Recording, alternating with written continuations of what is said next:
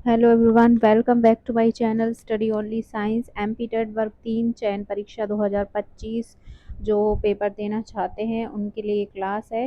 इकाई chapter 2 part 3 लेकर आई हूँ, जिसमें अवयव, तत्सम, तद्भव, देशज, विदेशी और पर्यायवाची एवं विलोम शब्दों को यहाँ पे कवर कराएंगे। तो पहले जो अवयव, तत्सम, तद्भव, देशज हैं, इनकी परिभाषाएं देख लेते हैं और इसका लास्ट पार्ट जो रहेगा इस चैप्टर का, उसमें एमसीक्यूज को कवर कराया जाएगा। तो हमारे साथ बने रहिए और वीडियो को शेयर कर दीजिए। चैनल पे नए हैं तो सब्सक्राइब कर लीजिए। चलिए शुरू करते हैं। पहला जो हमारा सबसे पहला परिभाषा है अवयव शब्द की। तो अवयव किसे कहते हैं? अवयव हिंदी व्याकरण का एक महत्वपूर्ण हिस्सा है। ये वे शब्द हैं जिनके रूप में लिंग, वचन, कारक आदि के कारण कोई परिवर्तन नहीं होता। दूसरे शब्दों में ये अविकारी शब्द होते हैं। ठीक है, अवयव शब्द अविकारी शब्द होते हैं। अवयव के मुख्य प्रकार होते हैं, तो इनके प्रकार देख लेते हैं। क्रिया, विशेषण, अवयव। ये क्रिया की विशेषता बताते हैं, जैसे धीरे धीरे, यहाँ, वहाँ, कब, अभी, कल आदि। संबंध बोधक अवयव, ये संज्ञा सर्वनाम का संबंध वाक्य के दूसरे शब्दों से कराते हैं, जैसे के बिना, के पास, के सामने आदि। फिर है समुच्चय बोधक अवयव, तो ये दो शब्दों, वाक्यों या वाक्यांशों को जोड़ते हैं, जैसे और, तथा, लेकिन, परंतु या अथवा आदि। चौथा होता है विस्मयादिबोधक अवयव, ये हर्ष, शोक, आश्चर्य, घृणा आदि भावों को व्यक्त करते हैं, जैसे वाह वाह, अरे, शाबाश आदि। पांचवा होता है निपात अवयव, ये वाक्य में किसी शब्द या बात पर अतिरिक्त बल देने के लिए प्रयोग होते हैं, जैसे ही, भी, तो, तक, भर, मात्र। ठीक है, इस तरह से आदि बहुत सारे शब्द होते हैं। अब उदाहरण देख लेते हैं किस तरह से। तो धीरे धीरे जो है वह धीरे धीरे चल रहा है, इसमें क्रिया विशेषण है। फिर है के बिना, यह काम के बिना नहीं हो सकता, तो यहाँ संबंध बोधक है। राम और श्याम जा रहे हैं, यहाँ पे समुच्चय बोधक है। वाह, तो यहाँ पे वाह क्या दृश्य, विस्मयादि बोधक है। फिर है अगला निपात आता है, जिसमें ही शब्द है, तो यह काम ही करना है। तो निपात यहाँ पे जिस को करने पे, किसी चीज को करने पे जोर दिया जाता है, उन शब्दों को निपात शब्द कहते हैं। अगला आता है तत्सम शब्द। तो तत्सम शब्द क्या होते हैं? परिभाषा है, तत्सम और तद्भव शब्द हिंदी भाषा में संस्कृत से आए हुए शब्द हैं। जहाँ पे तत्सम शब्द वे हैं जो संस्कृत के बिना किसी परिवर्तन के हिंदी में उपयोग होते हैं, जैसे अग्नि, सूर्य आदि। तद्भव शब्द वे हैं जो संस्कृत शब्दों से जोड़ थोड़े बदलाव के साथ हिंदी में प्रयोग होते हैं, जैसे आग और संस्कृत में से अग्नि कहते हैं, और सूरज तो संस्कृत में से सूर्य कहते हैं। ये शब्द संस्कृत भाषा से सीधे हिंदी में आए हैं और उनका रूप संस्कृत जैसा ही रहता है। ठीक है, उन्हें क्या कहते हैं? तत्सम। जैसे अग्नि, सूर्य, चंद्र, रात्रि, हस्त, कर्म, क्षेत्र, ग्राण, जल और वायु। फिर आते हैं तद्भव शब्द। तद्भव आपने परिभाषा देखी है कि ये शब्द संस्कृत शब्दों से विकसित हुए हैं, लेकिन उनका रूप हिंदी के अनुसार बदल गया है। जैसे उदाहरण है आग से आग, सूरज, चांद, रात, हाथ, काम, खेत, गांव, पानी या हवा। ठीक है, तो ये हो गए हमारे तद्भव शब्द। फिर आते हैं देशज और विदेशी शब्द। तत्सम और तद्भव शब्द हिंदी भाषा में संस्कृत से आए हुए शब्द हैं। ठीक है, तो यहाँ पे देशज और विदेशी शब्दों को दिया गया है। हाँ, देशज शब्द वे शब्द होते हैं जिनकी उत्पत्ति का कोई निश्चित स्रोत नहीं होता और जो क्षेत्रीय बोलचाल या स्थानीय भाषा से हिंदी में आए होते हैं।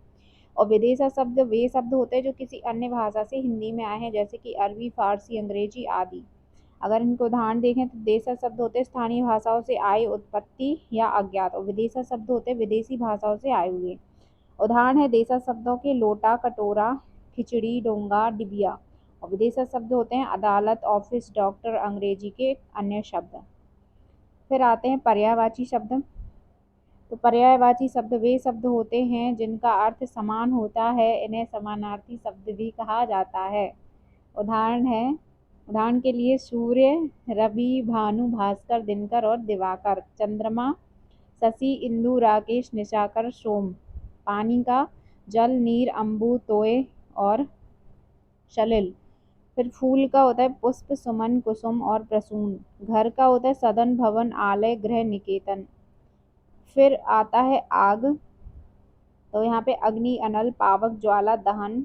कमल का पंकज, नीरज, अरविंद, जलज, राजीव। राजा का नृप, भूप, नरेश, महीप, राव।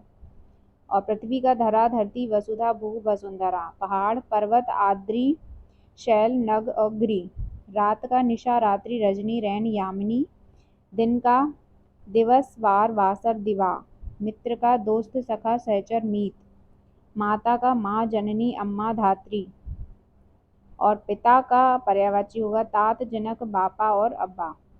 फिर आते हैं विलोम शब्द। विलोम शब्द की परिभाषा वे शब्द होते हैं जो किसी शब्द के विपरीत अर्थ को दर्शाते हैं। दूसरे शब्दों में वे शब्द जो एक दूसरे का उल्टा अर्थ बताते हैं विलोम शब्द कहलाते हैं। उदाहरण के लिए दिन का विलोम रात होगा, अच्छा का विलोम बुरा होगा, ऊपर का विलोम नीचे होगा, सत्य का विलोम असत्य होगा। ठीक है। फिर आते हैं अनेक शब्द में एक शब्द। तो अनेक शब्दों के लिए एक शब्द का अर्थ वाक्यांशों का वाक्यों को संक्षेप में एक शब्द में व्यक्त करना, इसे वन वर्ड सब्स्टिट्यूशन भी कहा जाता है। ठीक है। उदाहरण यहाँ पे दे रखे हैं बहुत सारे, तो आपको ध्यान देना है या फिर आप स्क्रीनशॉट ले लीजिए। जो कभी ना मरे उसे अमर कहते हैं, जो सब कुछ जानता हो सर्वज्ञ, जिसकी कोई सीमा ना हो असीम, जिसका कोई आकार ना हो निराकार, जो दिखाई ना दे अदृश्य, जिसका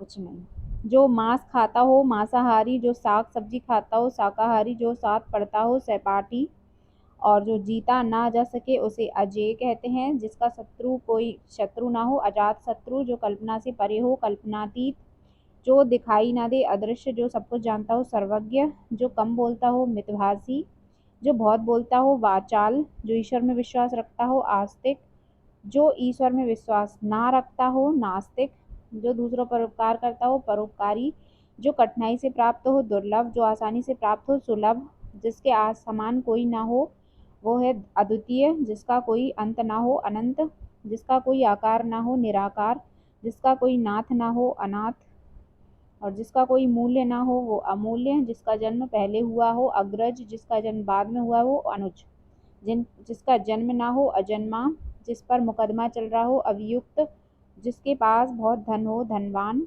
जो देखने योग्य हो दर्शनीय, जो सुनने योग्य हो श्रवणीय, जो पढ़ने योग्य हो पठनीय, जो करने योग्य हो कर्तव्य, जो ना करने योग्य हो अकर्तव्य, जो जानने योग्य हो ज्ञेय, जो ना जानने योग्य हो अज्ञेय, जो सहन करने योग्य हो सह, जो ना सहन करने योग्य हो असह, जो सोच समझकर काम करे विवेकी, जो बिना सोचे समझे काम करे अविवेकी, जो मन को हरने वाला हो मनोहर, जो मन को भाने वाला हो मन भावन, जो देखने में सुंदर हो सुंदर, जो देखने में कुरूप हो कुरूप, जो देखने में भद्दा हो भद्दा, जो देखने में आकर्षक हो आकर्षक, जो देखने में आकर्षक ना हो अनाकर्षक।